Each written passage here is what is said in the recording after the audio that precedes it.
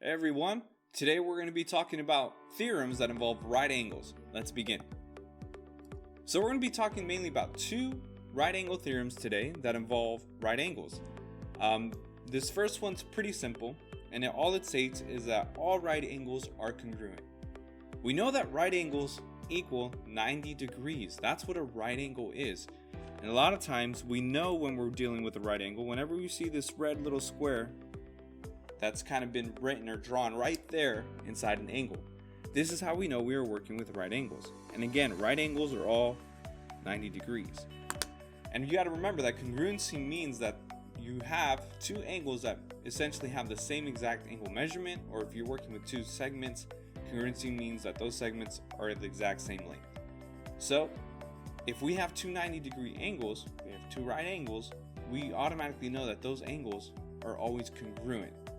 It might seem a bit ridiculous to have to make this a theorem, but you'll see later when we write proofs that this actually helps us out quite a bit.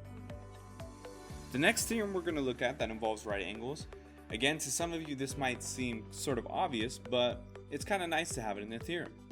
And all it states is that if two angles are congruent and supplementary, so if we have two angles that are the exact same length and they're supplementary, meaning that if you add them together you get 180, then each of those angles is a right angle, which means that if I have two angles, so let's say I have angle 1 and angle 2 and I know they're congruent, and if I know if I add those two angles I get 180 degrees, then those two angles are right angles.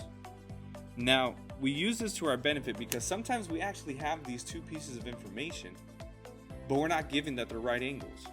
So we can use this theorem to help us prove that the two angles we're working with are in fact right angles.